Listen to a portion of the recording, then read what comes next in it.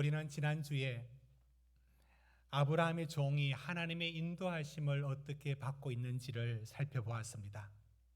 이렇게 기도했죠. 하나님, 제가 우물 곁에 서 있을 때 우물을 길어서 올라오는 여자에게 물을 좀 달라고 하면 선뜻 물을 내주는 여자. 그런데 내가 요청하지 않아도 저 매여 있는 낙타에게도 물을 주겠다는 그 여자가 나오면 우리 주인의 아들의 신부감인 거로 제가 믿겠습니다 라고 기도를 했고, 그렇게 기도하자 금방 그 리브가가 올라오면서 물을 길어 올라오다가 물을 달라니까 물을 아주 재바르게 내어주고, 말도 하지 않았는데 낙타에게도 물을 길어주겠다면서 오르락 내리락 하면서 물동이를 들고 14번을 왔다 갔다 하는 그 리브가를 보면서 아브라함의 종이 하나님이 이렇게 인도하시는구나를 분별하고 하나님의 뜻을 쫓아갔던 이야기를 다루었습니다. 우리는 아브라함의 종을 통해서 신자란 것은 기독교의 종교를 믿는 게 아니라 하나님의 인도를 매일매일 기도로 분별로 상황 속에서 그 하나님의 인도하심을 구체적으로 쫓아갈 수 있는 사람이, 그 사람이 참 신자이다 라는 말씀을 다루었다면, 오늘은 우리 동일한 본문 속에서 리브가에게 초점을 맞춥니다. 자, 리브가에게 믿음과 순종을 발견하는데 여러분, 그러면 우리 이 질문부터 해야 합니다. 그러면 하나님이 이삭의 배우자인 리브가를 이미 예정하시고 선택하시고 하나님의 절대 주권 속에서 이미 정해 두셨다, 또는 섭리하셨다, 은혜 속에 만드셨다 라고 하면, 그러면 리브가가 이렇게도 친절을 베풀고 이렇게도 저 800km나 된 먼 거리를 가겠다는 용기를 내고 했던 개인의 그런 친절과 용기와 이런 것들은 하나도 중요하지 않는 것일까요? 그러니까 우리가 먼저 던질 질문은 이겁니다. 하나님이 예정하셨다면 리브가가 알아채든 몰랐든 이삭의 아내가 될 것 아닙니까? 하나님의 약속 속에 아브라함과 사라를 이어서 이삭과 리브가가 하늘의 별처럼 바다의 모래알처럼 이라는 그 약속을 이어갈 때 하나님이 예정하셨으면 하나님이 다 하셨네요. 그 리브가는 한 게 뭐가 있죠? 이렇게 해서 일단 개혁교회 안에서는 인간이 했다라고 말하기 전에 하나님이 그렇게 예정하셨다, 주관하셨다, 섭리하셨다라고 말하는 것이 개혁교회 전통이고, 특별히 깔뱅은 이런 부분에 있어서 인간이 잘하고 못하고가 전혀 중요하지 않다라고까지 할 정도로 강조했습니다. 여러분, 그러면 리브가가 했던 모든 행동들은 무슨 의미가 있습니까? 만약을 동원해 보겠습니다. 만약 리브가가 이런 행동을 했다면 어떻게 됐습니까?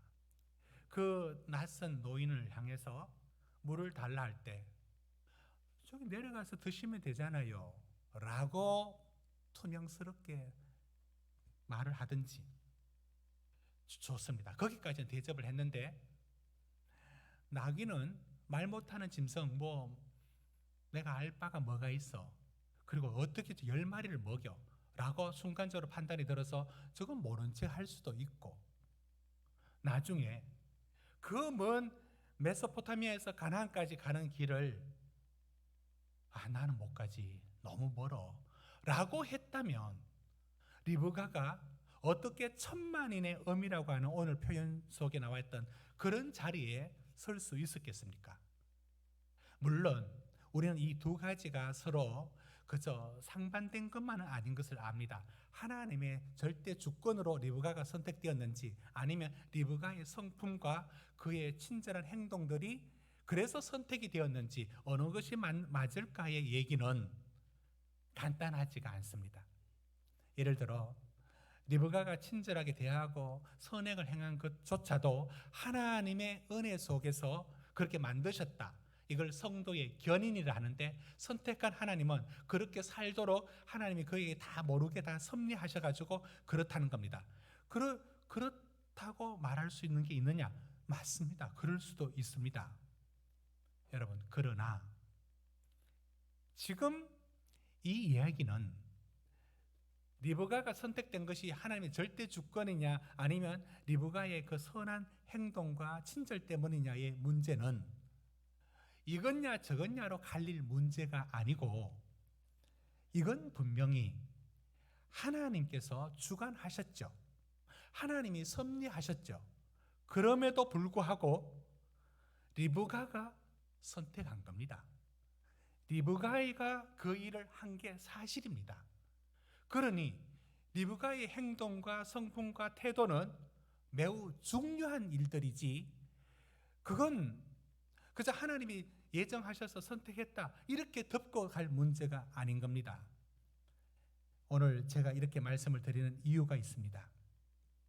그것은 리브가의 행동이 하나님께서 저 리브가를 예를 들어서 구원을 하느냐의 문제라면, 나쁜 사람 구원 안 하고 착한 사람 구원한다, 이렇게 하나님의 선택과 유기 버리는 것이 이런 기준이라면 성경은 그렇게 말하지 않습니다. 모두가 죄인이고 그런 기준으로 하나님이 누구를 구원하고 누구를 구원하지 않는다는 것은 아닐 겁니다. 그러나 지금은 리브가는 하나님의 사람으로 일꾼을 부르듯이 아브라함과 사라를 이어서 이삭과 리브가가 하나님의 뜻을 이어갈 사람으로 부르기 때문에 그의 행동, 그의 태도, 그의 마음은 매우 중요한 요소입니다. 그러니 그가 한 일들은 매우 의미 있고, 그것은 하나님 나라에 귀하게 쓰임받는 그런 요소라고 우리가 받아들이는 게 맞습니다. 자, 그러면 리브가의 행동이 얼마나 대단한 것인지 한 번 더 살펴볼까요? 여러분, 낯선 노인에게 물을 주는 것은 가능한 일이고 또 그 정도 많은 분들이 예의를 갖출 겁니다. 그러나 낙타에게까지 물을 길어서 줄 때에 이건 보통 이상인 게 틀림없습니다. 그거를 10번이나 왔다 갔다 하면서 구유에 물을 갖다 붓는, 정말 아마 땀이 났을 겁니다. 그리고 그게 오르락 내리락 해야 되는 그 아래에 있는 물입니다. 그게 얼마나 수고스럽겠습니까? 그런데 그런 행동을 보이는 리브가의 모습이 가만히 보면 정말로 친절하고 정말로 온 마음을 다하고, 어떻게 이럴 수 있을까 하는 마음의 감동이 듭니다. 한번 살펴봅시다. 여러분 18절 먼저 한번 보십시오. 18절에 24장 18절 먼저 한번 보십시오. 18절에 보시면 이제 물을 달라고 하죠. 자, 그럴 때 어떻게 하는가 보십시다. 18절 시작.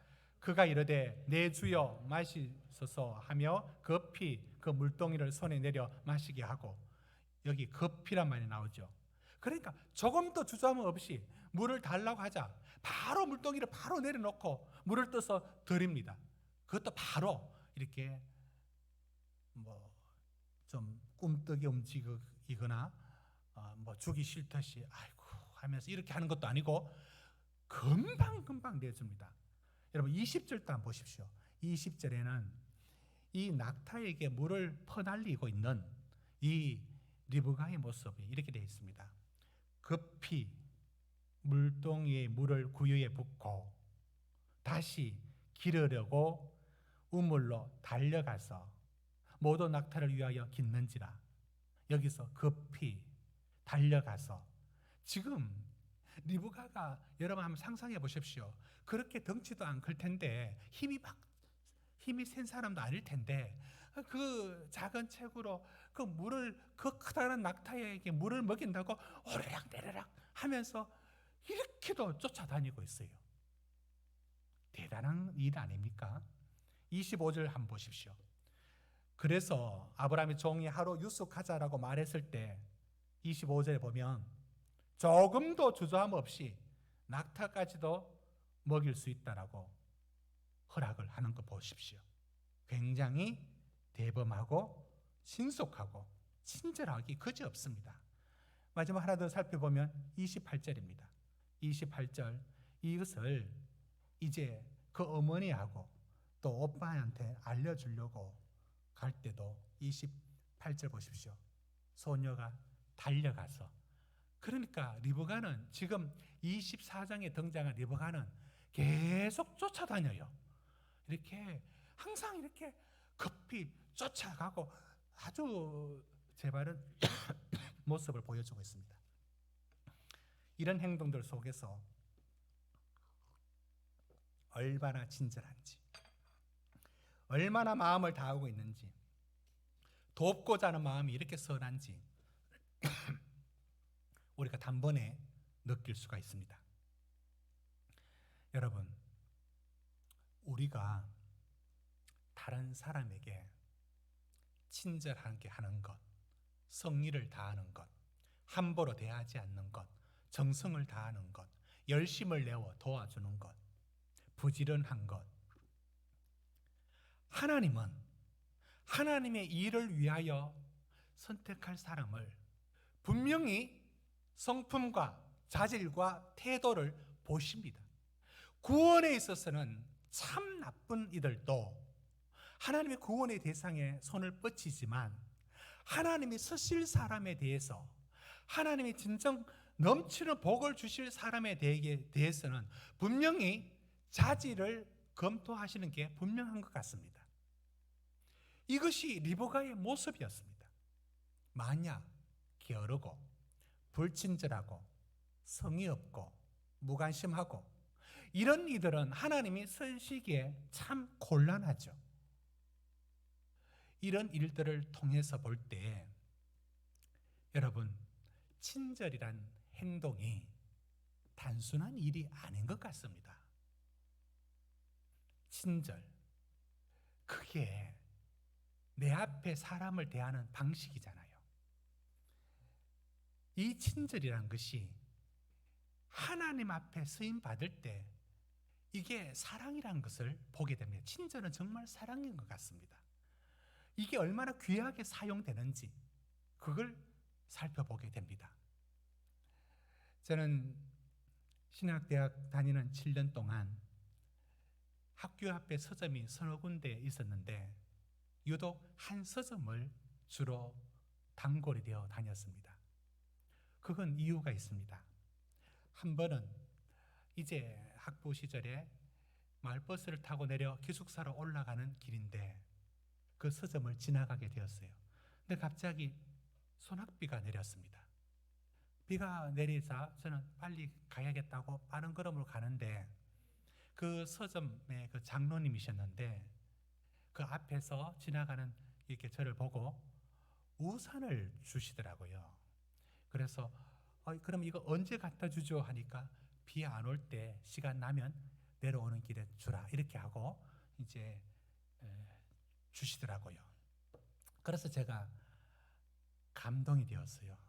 진짜 고맙다 이런 마음으로 제가 거기는 아주 공간이 좁아서 책을 수직으로 쭉쭉 세워서 사람 한 사람만 이렇게 한 바퀴 돌 정도로 보이는데 새 책이 별로 없어요. 다 헌 책입니다. 그런데도 제가 그 책방을 간 이유는 그 장로님이 이런 마음이 너무 고맙고 그 친절이 너무 마음에 와닿았습니다. 여러분, 잘못 이렇게 생각하면 이렇게 생각할 수 있지 않습니까? 그래, 또 우리 가게 많이 팔아달라고 홍보한다. 홍보면 어때요? 어떻든 그분은 그 일을 갖고 생업만 하는 게 아니라 우리 저 신학생들을 섬기는 마음으로 그렇게 해주셨던 모습이 제게는 와닿았던 겁니다. 저는 그런 친절 하나가 그 사람의 믿음을 보는 것 같고 참 존경스러움을 느끼게 했습니다. 여러분, 교회도 어떤 분이 교회를 결정하려고 왔을 때 목사님의 설교, 좋은 프로그램, 좋은 예배당, 이런 것에 의해서 결정할 것 같습니까? 그럴 수도 있습니다. 그러나 실제 그 결정한 내용은 마음에 어디서 작용하느냐면, 낯선 얼굴이지만 친절한 웃음과 미소를 보여주며 부담 없는 배려를 해주고 있는 그 손길들에 느껴졌을 때, 그때 마음이 결정되는 것이지. 그러니까 벌써 주차장에서 벌써 결정이 납니다. 내려오면서 들어오면서 벌써 결정이 났습니다. 물론 다양한 경로가 있겠지만 친절은 작은 게 정말 아닙니다. 여러분, 제가 이제 친절에 대한 설교를 하실 거라고 여러분들은 생각하실 텐데, 더 이상 친절의 설교를 여기서 계속 할 마음이 없습니다. 매우 중요한 덕목인 건 맞습니다. 그런데 제가 친절에 대한 예화를 갖고 또 친절을 강조하는 설교를 더 이상 진행을 안 합니다. 여기까지 합니다. 왜 그런가 하면, 친절만이 문제가 아니라 하나님의 일은 굉장히 작은 것이었고요, 굉장히 개인적인 고요한 영역 속에 있었다는 겁니다. 리브가가 할 수도 있고 안 할 수도 있었어요. 안 한다고 누가 뭐라 할 사람도 없다니까요. 그러면 리브가가 했던 작은 행동들이 하나님 편에는 그게 얼마나 귀하게 사용되는가를 보십시오. 우리가 하나님의 일을 한다라고 했을 때 뭐 대단한 것을 뭐 한다라고 여기는데, 그런 것 없습니다. 하나님의 일은 정말 작지만 그걸 하느냐 마느냐의 영역은 고요하게 자기가 가집니다. 시간 없는데 모든 게 여기서 다 끝이 납니다. 누가 그 시간이 있는지 없는지를 뭐 일정을 보자 할 겁니까? 뭐 어떻게 할 겁니까? 하나님의 거대한 하나님의 나라도 내가 한마디 한마디면 그냥 단칼에 날아가는 거 아닙니까? 시간 없고 뭐 없다면 끝인 겁니다. 그게 끝입니다. 그러니까 리브가가 당신 손이 없으니까 저 우물 보이잖아요. 저기서 떠마시세요 하면 될 거 아닙니까?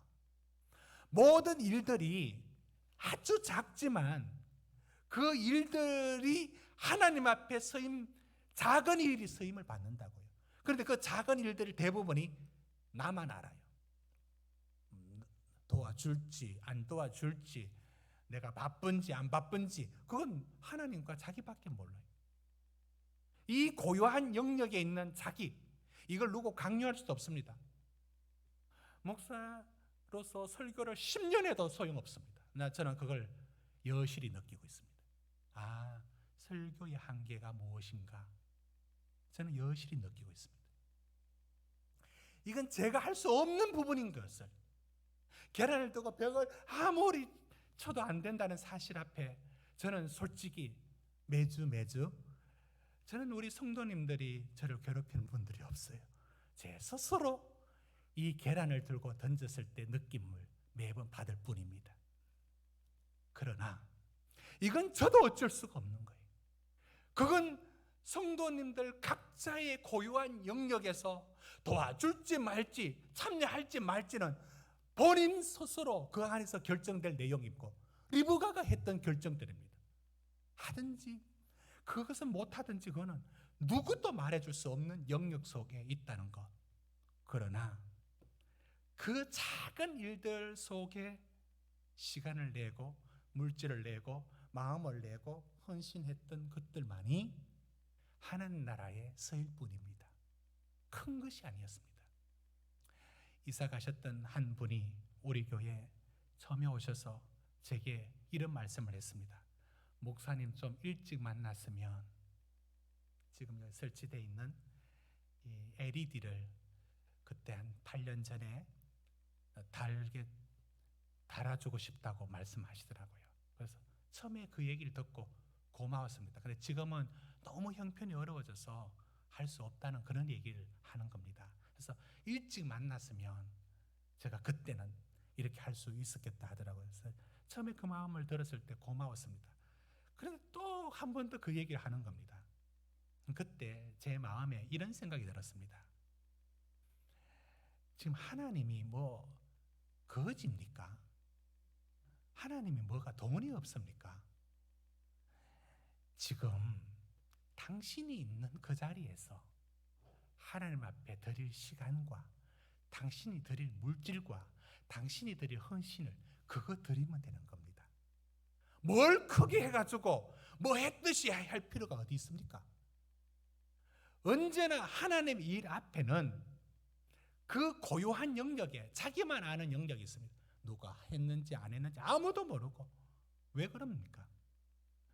그 일에 하고 안 하고는 지금 있는 자리에서 하나님이 큰 거 좋아하시고 작은 거 싫어하십니까? 하나님 앞에 우리가 드릴 것들은 언제나 그 자리에 서 있는 친절이든지 헌신이든지 참여라든지, 여러분, 하나님의 거대한 교회 일도 내가 목숨 걸고 내가 참여해 그런 거 어디 있습니까? 아주 단순합니다. 그 모임에 가고 참여하고 기다리고 봉사하고 헌신하고 라고 하는 그 작은 것, 그거 하느냐 마느냐가 모여서 될 수도 있고 하나님 나라가 흥할 수도 있고 하나님 나라가 멈출 수도 있고, 언제나 리브가의 그 작은 행동들은 결국 우리 속에도 마찬가지입니다. 그러니 우리가 어떤 상황에 놓이든지 그 일에 대하여 하나님 앞에 내가 나중에 크게 뭐 어떻게 하겠다 그런 거 없습니다. 그게 끝이 없다는 것을 저는 봅니다. 지금 있는 자리에서 내가 하나님 앞에 할 수 있는 게 무엇인가, 그것을 드리는 겁니다. 그게 리브가의 행동 속에서 우리에게 도전하고 있습니다. 그리고 하나님은 그 행동들을, 그 실천들을 분명히 그걸 보고 그게 복이 되게 하시고 그걸 갖고 축복을 해 주십니다. 이것이 리브가를 통해서 우리가 볼 수 있습니다.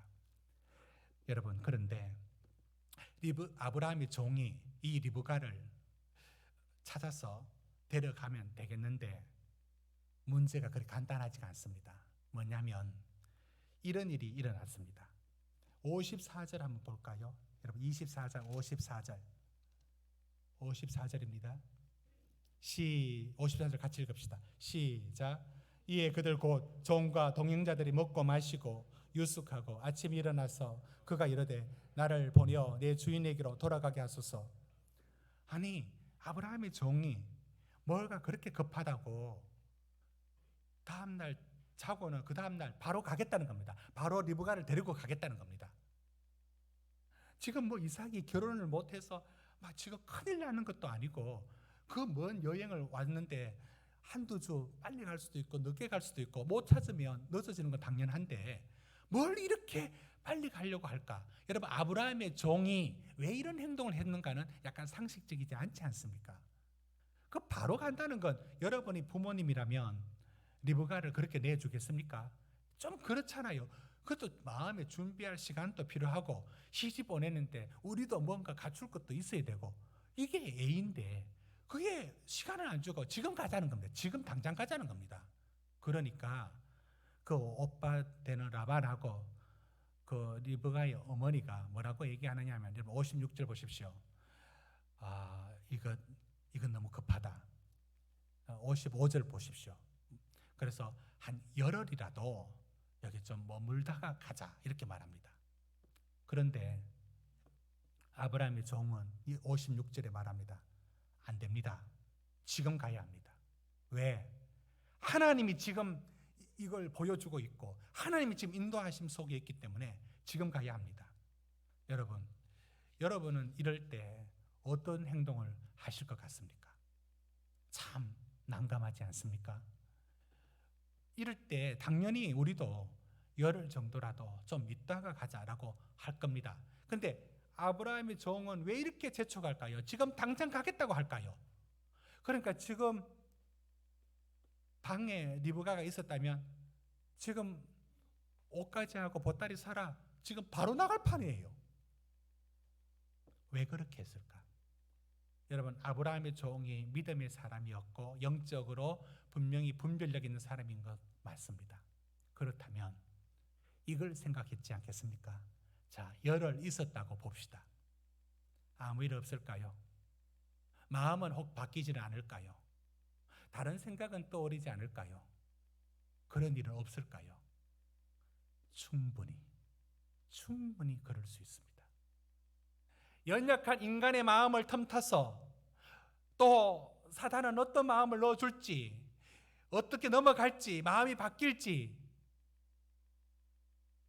얼마든지 달라질 수 있습니다. 이때 이런 생각들로 인해서 이것은 또 이루어지지 않을 수도 있습니다. 이걸 아브라함의 종은 직감했겠죠. 그래서 지금이라고 굉장히 단호하게 요구하고 있습니다. 이때 이 일로 말미암아 공이 어디로 넘어오느냐면 리브가에로 넘어옵니다. 57절 보십시오. 그러면 우리가 말하긴 그렇고 본인이 간다면 보내야지 라면서 57절에 리브가가 간다면 간다, 보내준다 라고 하면서 물어보라고 말합니다. 이제 선택의 공은 리브가에게로 넘어왔습니다. 이때 이 아브라함의 종이 리브가의 입을 어떻게 보고 있었을까 한번 상상해 봤습니다. 그 작은 입이 하는 한마디 한마디가 이게 모든 걸 결정하게 되어 있습니다. 그때 리브가가 아주 짧은 한마디를 이렇게 말합니다. 여러분 58절을 우리 같이 읽어볼까요? 58절입니다. 시작. 리브가가 이 사람과 함께 가려느냐? 그가 대답하되 가겠나이다. 여러분, 이 짧은 한마디가 어마어마하게 놀라운 말입니다. 어떤 조건도 하나 달지 않고 네, 가겠습니다. 리브가가 무엇을 느꼈는지, 어떤 생각이 들었는지, 하나님의 어떤 감동이 있었는지 모든 것 생략됐습니다. 그러나 인간적인 생각들이 왜 없었겠습니까? 당연히 있어야죠. 그런데 어떤 조건 하나 달지 않고 한마디를 합니다. 예, 가겠습니다. 이 천만인의 의미가 되는 엄청난 축복, 아직 모르는 그 상황에서의 결정적인 한마디가 리브가에게 공이 넘어갔습니다. 여러분, 리브가에게는 아리따운 외모도 있고 물동이를 걷더니 들고 나르는 그런 성실함도 있고 친절을 베푸는 따뜻한 마음이 있었습니다. 그러나 이 모든 것보다 더 결정적인 하나를 언제나 그에게 남겨두고 있었는데 하나님은 그에게 기회를 주었습니다. 여러분, 리브가를 하나님이 예정하셨는가? 예, 예정했습니다. 하나님이 주권 속에서 그 이삭의 아내 될 것을 미리 예정하신, 맞습니다. 그럴 수 있습니다. 그렇게 하셨을 겁니다. 하나님의 섭리가 있습니다. 그러나 네, 가겠습니다라는 결정적인 한마디는 리브가에게 하나님이 공을 넘겨둡니다. 그가 순종할 수 있도록 그에게 결성골을 넣을 수 있는 기회를 하나님이 다 하지 않는다고요. 하나님이 다 만들어서 하도록 만드시지 않으시고 마지막 그 순종의 한 걸음은 사람에게 맡겨둡니다. 그때 리브가가 네, 가겠습니다라고 했던 이 한마디, 이 짧은 한마디 속에 그게 어마어마한 것들이 다 들어있습니다. 수많은 생각들, 수많은 마음들 하나님 앞에 딱 끊고 순종으로 드리는 그 한 믿음의 마음이 들어있습니다. 여러분, 성경에는 이런 믿음의 사람들의 결단을, 순종의 결단을 언제나 요구하고 있음을 성경 안에서 보게 됩니다. 여러분, 마리아가 성령으로 잉태한다는 역사에 한 번도 없는 그런 얘기를 들었습니다. 아무도 그런 적이 없었습니다. 약혼한 요셉이 있는데 아이를 가졌다. 동네 사람에게 이제 돌 맞아 죽을 일 아닙니까? 그런데 그 얘기를 들었던 마리아가 이렇게 말합니다. 누가복음 1장 38절에 말씀 띄워 주십시오. 이렇게 말씀하고 있습니다. 여러분, 우리 같이 한번 읽어볼까요? 시작. 마리아가 이르되 주의 여종이오니 이 혼란하고 이 불안한 모든 마음을 끌어안고서 한마디, 그 작은 입술로 한마디를 내뱉습니다. 주의 여종이오니 말씀대로 내게 이루어지이다. 하나님은 그를 강제로 성령으로 임신시키지 않습니다. 분명히 마리아의 허락을 받았어. 마지막 결성골은 마리아의 몫이었습니다. 그건 그래서 면류관이 있고, 그래서 복이 되고, 그래서 상급이 주어질 마지막 기회는 마리아 편에 넘겼던 겁니다. 그 한마디가 얼마나 놀라운 말입니까?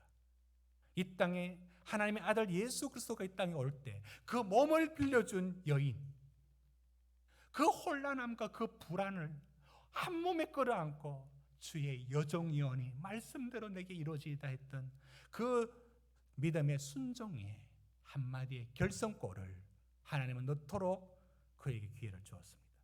이건 라합에게도 마찬가지입니다. 여리고에 여호수 군대가 들어오는 것을 소식을 들었을 때 라합은 말하죠.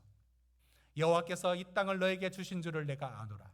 여호수아 2장 9절에 그 한마디가 목숨을 건 한마디입니다. 여리고를 배신하는 말들이었습니다.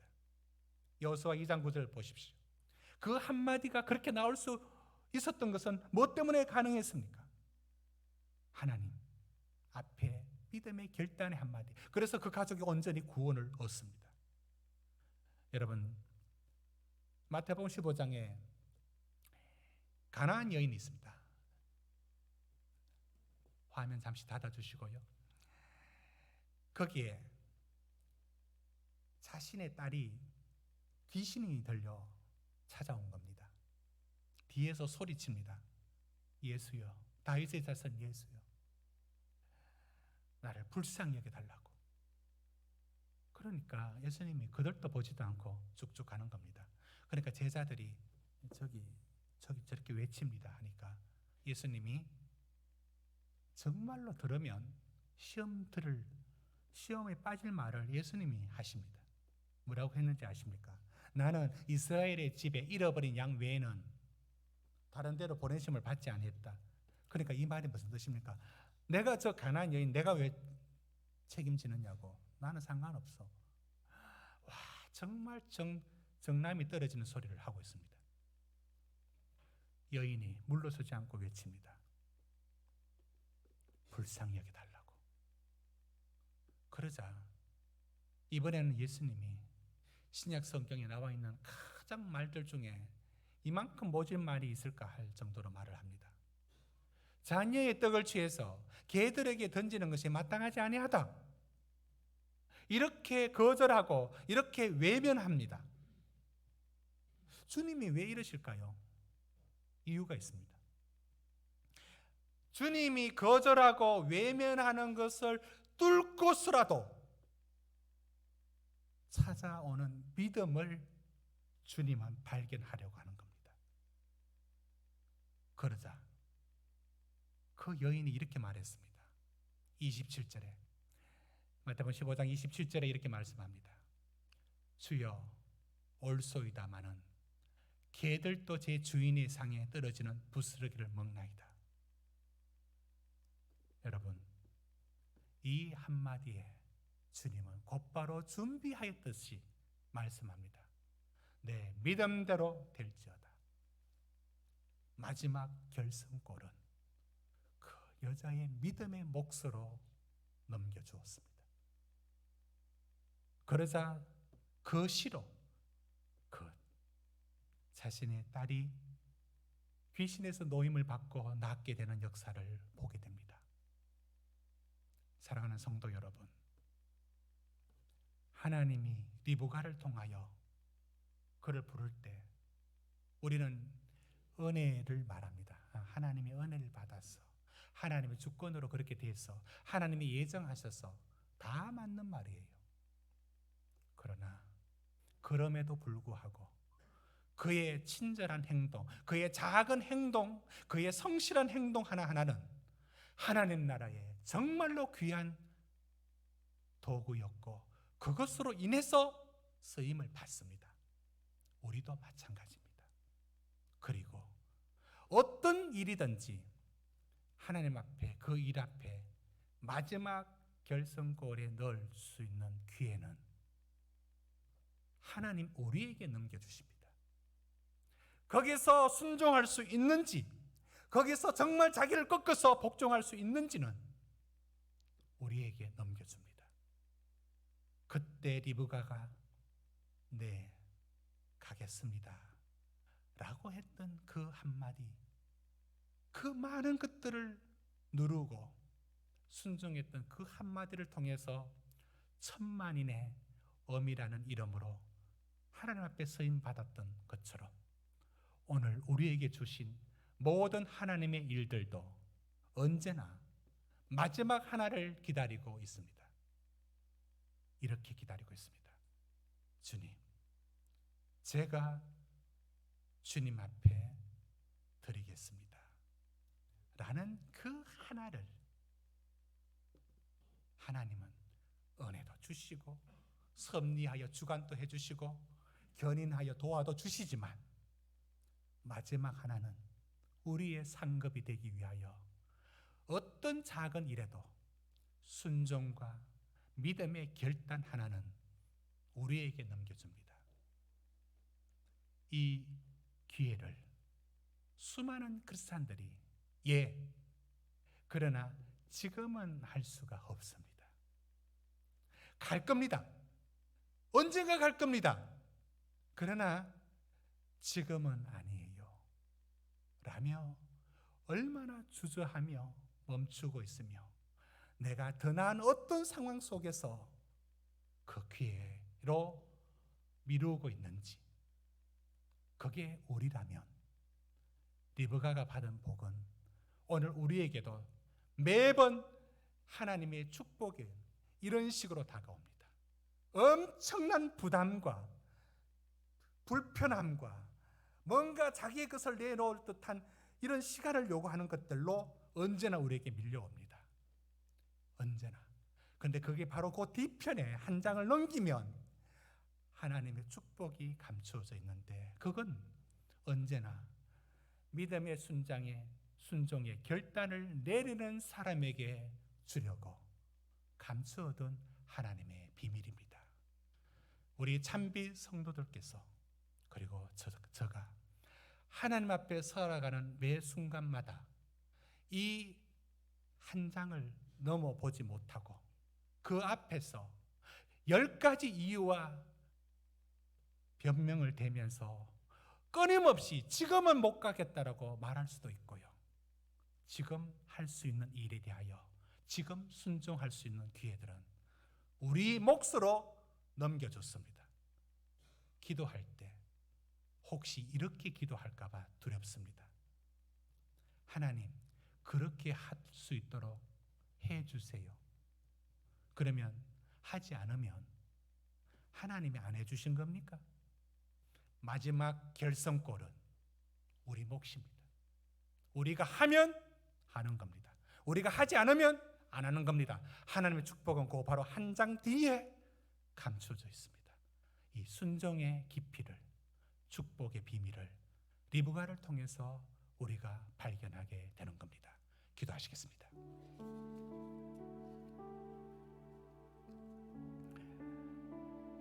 우리 기도할 때 하나님,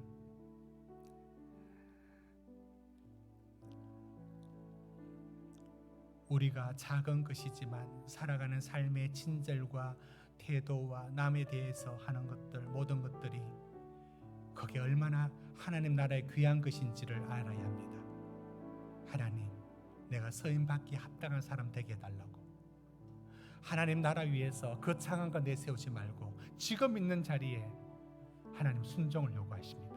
그럴 때 순종의 한 걸음을 내디딜 수 있는 주의 여정연이 말씀대로 내게 이루어지이다 했던 마리아처럼 그 한 걸음이 우리의 걸음이 되어야 합니다. 우리 위하여 기도하시겠습니다. 다 같이 기도합시다. 걸어가신 하나님,